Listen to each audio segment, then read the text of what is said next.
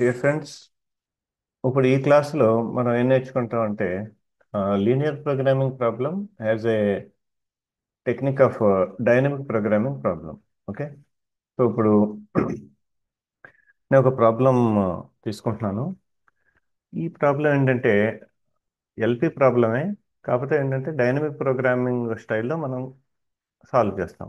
Max of f of x one comma x two అంటే దీన్ని ఒక రకంగా ఏంటంటే max z is equal to అనమాట. Right. So 50 into x one plus 100 into x2, right?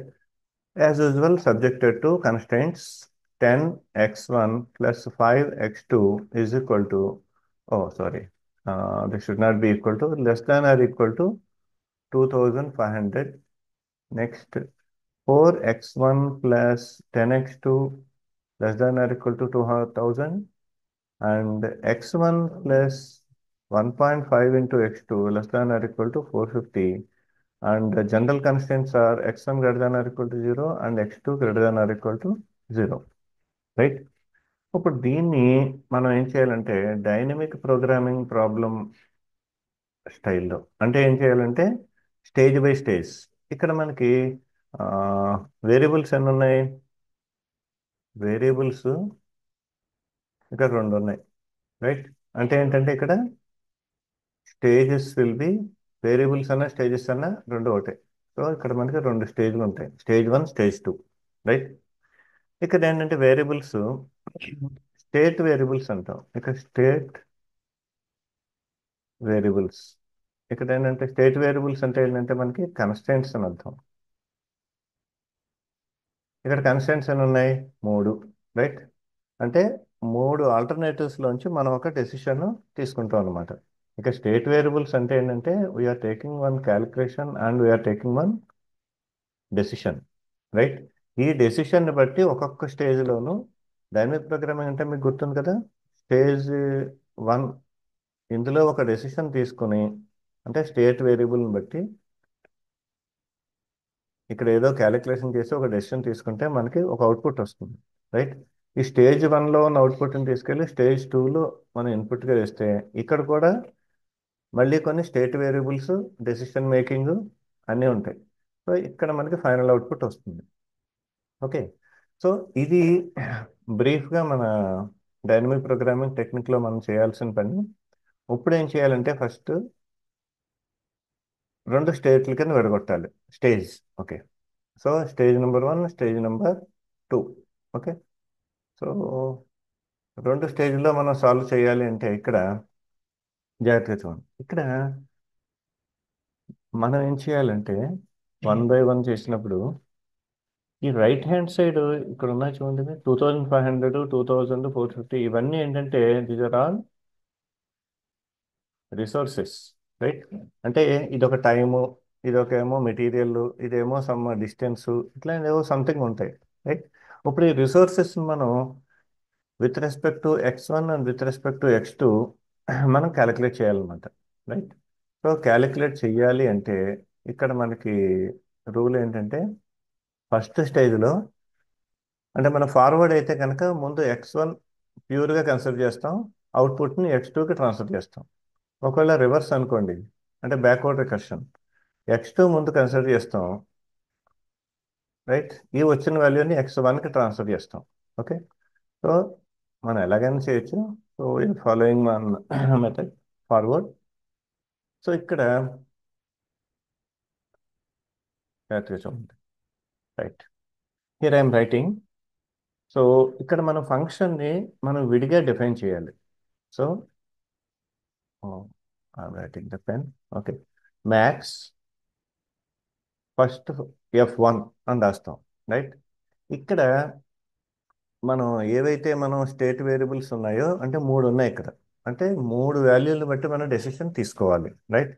So మూడు వాల్యూలు మనం ఏమని రాస్తామంటే β1, β2, β3 అని రాసి ఎవరి గురించి తీసుకుంటున్నారు? x1 గురించి తీసుకుంటున్నారు మీరు. Right. So this is equal to max. So ఇప్పుడు x1కి వాల్యూ ఈ మూడు డెసిషన్ వేరియబుల్స్ని బట్టి దీనికి లిమిట్స్ ఉంటాయి. 0 less than or equal to x1 less than or equal to beta bar. Right. ఇప్పుడు ఫస్ట్ కాబట్టి మనం దీంట్లో 50 × x1 దీని గురించే మనం క్యాలిక్యులేషన్ చేస్తాం. ఓకే. సో ఇప్పుడు ఈ బీటా 1, బీటా 2, బీటా 3 ఈ మూడు ఏంటంటే ఈ మూడు రైట్, ఇవేంటంటే these are all resources available. Right. So ఎవరి కోసం అవైలబుల్? x1 కోసం అవైలబుల్. రైట్. సో ఈ resources available for allocation at the stage 1. So x1 ఏంటంటే ఒక నాన్ నెగిటివ్ వాల్యూ మనకి రావాలి. x1 అనేది నాన్ నెగిటివ్ వాల్యూ రావాలి. ఓకే. సో ఇప్పుడు కన్స్ట్రెంట్స్ ఏమేంటి ఇక్కడ జాగ్రత్తగా చూడండి. x1 ఒకటే కన్సిడర్ చేస్తాం కాబట్టి 10x1 < 2500. ఈ 2500 మన బీటా 1 అనమాట. ఓకే. So next 4x1 < 2000. ఈ 2000నే మనం బీటా 2 అంటాం. Next x1 < 450. So this will be beta 3. Right. Okay. So ఇప్పుడు ఇక్కడ మనం బీటా 1, బీటా 2, బీటా 3 అనేది ఇక్కడ రాసాం. రైట్.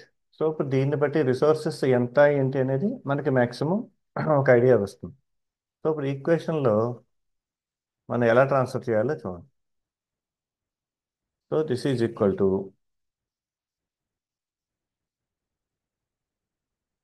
ఇది ఫస్ట్ ఫంక్షన్కి సంబంధించి. ఓకే. రైట్. సో ఇందులో మనం వాల్యూ ఏమీ డైరెక్ట్గా క్యాలిక్యులేషన్ చేయడానికి ఏం లేదు. Right. Just we're making 0 < x1 beta bar. Right. ఇప్పుడు f1 స్టార్. రైట్. అంటే ఫస్ట్ ఫంక్షన్ నుంచి మనం సెకండ్ ఫంక్షన్కి అవుట్పుట్ ఎలా పంపిస్తాం. సో f1 స్టార్ అంటే అర్థం ఏంటంటే ఫస్ట్ స్టేజ్లో మనం ఈ ఫంక్షన్ నుంచి ఏంటి సెకండ్ స్టేజ్కి పంపిస్తున్నాం. ఇక్కడ నుంచి మనం ఏం పంపాలంటే x1 స్టార్ పంపాలి. సో ఇక్కడ మనం ఎప్పుడైతే ఈ 50x1 అనే ఫంక్షన్ మనం మ్యాక్సిమైజ్ చేయాలనుకుంటామో ఈ బీటా 1, బీటా 2, బీటా 3 సబ్స్టిట్యూషన్ ఈ మూడిట్లోనూ చేసినప్పుడు మనకి ఏది మినిమం వస్తుందో దాన్నే మనం ఇక్కడ యాక్సెప్ట్ చేయాలి. రైట్. సో మినిమం ఆఫ్, ఇప్పుడు చూడండి ఇక్కడ x1 అనే దానికి ఫంక్షన్ రాయండి. 2500 - 5x2/10. ఇక్కడ చూడండి ఇది 2500 - 5x2/10. రైట్. కామా రెండోది ఏంటి 2000 - 10x2/4.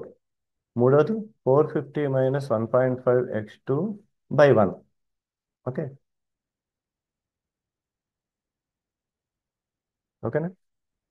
So this will be x1 star. Right. So మనం 50 × x1 వేసుకుంటే 50 సంథింగ్ అని వస్తుంది ఇక్కడ.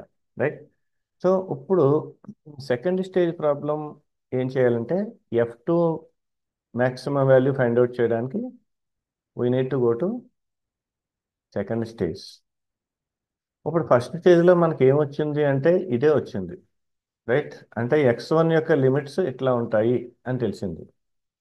మీకు ఒక డౌట్ రావచ్చు, ఇక్కడ x1 స్టార్ అని చెప్పి x2లో ఎందుకు రాస్తున్నాము అంటే దీన్ని పట్టుకెళ్ళి సెకండ్ స్టేజ్లో పంపిస్తాం. అక్కడ మనం x2ని ఫైండ్ అవుట్ చేసేస్తాం. ఫైండ్ అవుట్ చేసేసి వెనక్కి వచ్చి దీంట్లో సబ్స్టిట్యూట్ చేస్తే x1 స్టార్ వస్తుంది మనకి. ఓకే. రైట్. సో ఇది కొంచెం ఉంచుతాను. Right.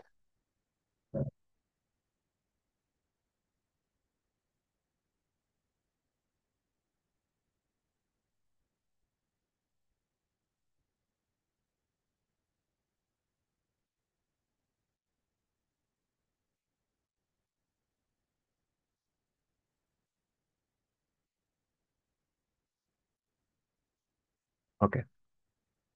Will check the canvas. Okay. ఇప్పుడు చూడండి f1 స్టార్ ఎప్పుడైతే వచ్చిందో ఇప్పుడు సెకండ్ స్టేజ్కి వచ్చాం మనం. సెకండ్ స్టేజ్లో మ్యాక్స్ దీనికి ఫంక్షన్ రాయాలి. f2 beta 1, beta 2, beta 3 comma x2. Right. ఇక్కడ యాక్చువల్గా x1 కామ x2 రాసేస్తాం కాబట్టి ఇక్కడ రెండు రాయిపోయినా పర్లేదు. So max 0 less than equal to x2 less than equal to beta bar 100 into x2 plus plus ఇక్కడ ఏంటి f1 స్టార్, అంటే ఇది యాక్చువల్గా f2 స్టార్.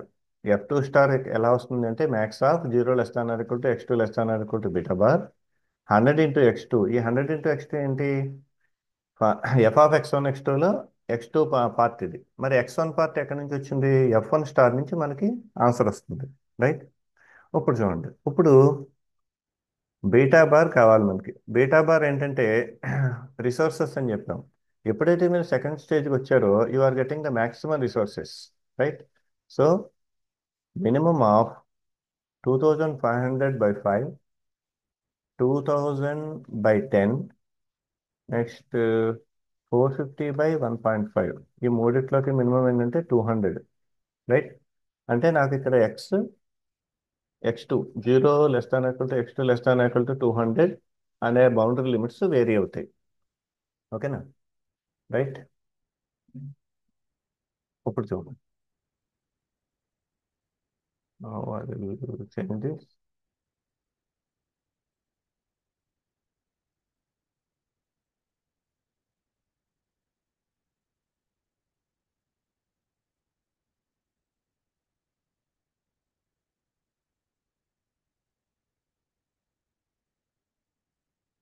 ఓకే. ఇప్పుడు ఈక్వేషన్ తీసుకోండి. Now I'm taking the equation max f2. So beta 1 beta 2 beta 3 డైరెక్ట్గా వాల్యూలు వేసేస్తున్నాను ఇక్కడ. 2450 is equal to max 0 less than equal to x2 less than equal to 200, 100 into x2 plus 50 into x1 కదా. ఆ x1 ఎవరు అంటే minimum of 2500 minus 5x2/10 comma ఇక్కడ నేను కింద రాస్తున్నాను 2000 minus 10x2/4 comma comma 450 minus 1.5x2. ఈ మూడిట్లుంది. ఓకేనా. సో ఇది మొత్తం అంతా కూడా ఫంక్షన్ x2లోకి మారిపోయింది. రైట్. మొత్తం అంతా ఫంక్షన్లోకి మారిపోయింది. ఇప్పుడు నాకు ఈ మినిమము ఇవి ఎట్లా వస్తాయి, ఎలా వస్తాయి అంటే అర్థం ఏంటంటే ఇక్కడ మనం ఏం చేయాలంటే క్రిటికల్ పాయింట్స్ అనేది మనం ఐడెంటిఫై చేయాలి. Critical points for x2. ఈ క్రిటికల్ పాయింట్స్ ఎలా వస్తాయి అంటే ఇక్కడ మూడు కన్స్టెంట్లు కనిపిస్తున్నాయి కదా మీకు. 2500 మైనస్ 5x2/10, నెక్స్ట్ రెండోది 2000 మైనస్ 10x2/4, 450 మైనస్ 1.5x2. మూడు కనబడుతున్నాయి. రైట్. సో ఫస్ట్ రెండు ఈక్వల్ చేస్తే ఒక x2 వాల్యూ వస్తుంది మనకి. ఓకేనా. ఈ రెండు ఈక్వల్ చేస్తే ఇంకో x2 వాల్యూ వస్తుంది. ఈ రెండు ఈక్వల్ చేస్తే ఇంకో x2 వాల్యూ వస్తుంది. అలా మనకి మూడు వాల్యూలు వస్తాయి. ఈ వాల్యూలను ఏమంటాం అంటే మనం క్రిటికల్ పాయింట్స్ అంటాం. రైట్. ఇప్పుడు ఆ క్రిటికల్ పాయింట్స్ నేను ఆల్రెడీ చేశాను. ఒక వాల్యూ ఏమొచ్చిందంటే 50 వచ్చింది, ఒక వాల్యూ 125 వచ్చింది, ఇంకో వాల్యూ 200 వచ్చింది. రైట్. ఇప్పుడు మీరు ఐడెంటిఫై చేస్తే ఇప్పుడు x2 దగ్గర 1 minute, I will show you the values.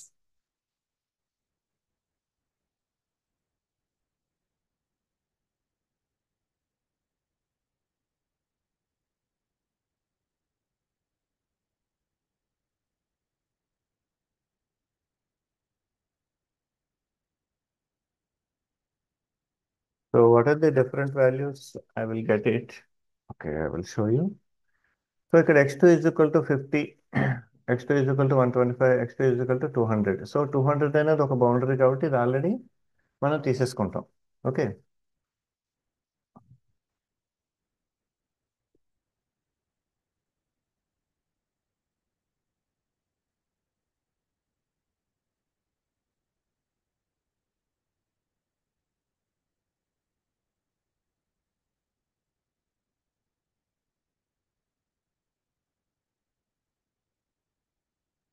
ఇప్పుడు ఏం చేస్తామంటే ఈ ఫంక్షన్లో ఈ ఫంక్షన్ ఉంది కదా, 2500 minus 5x2/10, 2000 minus 10x2/4, 450 minus 1.5x2. ఇందులో x2 is equal to 50, x2 is equal to 125, x2 is equal to 200 అన్ని సబ్స్టిట్యూట్ చేస్తాం. అన్ని సబ్స్టిట్యూట్ చేస్తే మినిమం వాల్యూస్ ఎలా వస్తాయంటే చూస్తే, ఒకదానికి x2 is equal to 50 substitute చేస్తే నాకు మినిమం వాల్యూస్ 225, 375, 375. సో దీంట్లోంచి మనకు వచ్చింది ఏంటంటే 225. Next x2 is equal to 125 substitute చేసినప్పుడు ఇక్కడ ఏమి వచ్చాయంటే 187.5, 187.5 అండ్ 262.5. సో ఈ రెండిట్లో 182.5 ఉంది, 187.5. Next x2 is equal to 200 final boundary value substitute చేస్తే నాకు వచ్చింది 150, 0, 150. సో దీంట్లో 0 వచ్చింది, రైట్. సో ఇక్కడ జాగ్రత్తగా అబ్జర్వ్ చేయండి. సో ఇక్కడ మినిమం వాల్యూ 200కి 0 వచ్చింది, రైట్. అంటే ఇక్కడ ఈక్వేషన్ ఏదైతే ఉందో అది 200కి వర్తిస్తుంది. సో 2000 మైనస్ 10x2/4 అంటే ఈ ఈక్వేషన్ దీనిది. ఓకే. నెక్స్ట్ సో ఈ రెండిట్లో ఈ 187.5 అనేది ఇక్కడ తీసుకోవాలి మనం. ఇక్కడ x2 50 తీసుకోవాలా వద్దా అని ఆలోచిస్తే ఒకసారి జాగ్రత్తగా చూడండి. ఇక్కడ వాల్యూ 225 ఉంది, ఇక్కడ 187.5 ఉంది. సో x2 50 అనే లిమిట్ని you can discard it. Okay. So you are having only two critical points, one is 125, one is 200, right. So ఇక్కడ క్రిటికల్ పాయింట్స్ ఎప్పుడైతే మీకు వచ్చేసాయో, సో ఇప్పుడు ఈక్వేషన్ జాగ్రత్తగా మాడిఫై చేయాలి, right. Now you can see this. So this max function value will be, that implies maximum of f2 is equal to 100 into x2 plus so 0 to 125, 125 to 200 రెండు ఉంటాయి ఇక్కడ. So 50 into 2500 minus 5x2/10, right. దీనికి limits ఏంటంటే 0 less than equal to x2 less than equal to 125. రెండో value ఏంటి, 100 into x2 plus 50 into 2000 minus 10x2/4. దీనికి limits sorry రెండో limit ఏంటి, 125 less than or equal to x2 less than or equal to 200, right. ఇప్పుడు జాగ్రత్తగా చూడండి. మనం ఇక్కడ ఏం చేయాలంటే 0, 125, 200 ఈ మూడు వాల్యూలు మనం సబ్స్టిట్యూట్ చేసి దీనికి వాల్యూస్ ఎట్లా వస్తున్నాయో చూసుకోండి, రైట్. ఆ వచ్చినప్పుడు చూస్తే మనకి ఏమొచ్చాయంటే f2 star you got the value of 21,875 at x2 is equal to 125. ఇది మనకి మ్యాక్సిమం వచ్చింది, రైట్. సో దీని నుంచి x2 ఈజ్ ఈక్వల్ టు 125 అనేది we're able to fix and we can put a star. So optimum value of x2 star is 125, right. ఇప్పుడు ఈ optimum value of x2ని తీసుకెళ్ళి మనం ఎక్కడ సబ్స్టిట్యూట్ చేయాలి, ముందు దాంట్లో సబ్స్టిట్యూట్ చేయాలి. So x1 star is equal to minimum of 2500 minus 5x2 star by 10, 2000 minus 4x2 star by 10, and 450 minus 1.5x2 star, అంతే. సో మనకు వచ్చిన వాల్యూ ఎంతంటే ఇక్కడ 187.5. So you can fix x1 star is equal to 187.5 and x2 star is equal to 125. And your function value is maximum 21,875. This is finally you can designate as Z max. Okay. So this is the simple explanation of your dynamic programming problem with linear programming problem solution. So the same problem, if it is given in the fifth unit to dynamic programming, you need to solve like this. Uh, So basically, you can find the solution earlier by graphical method, and you can check with your dynamic programming solution. Okay.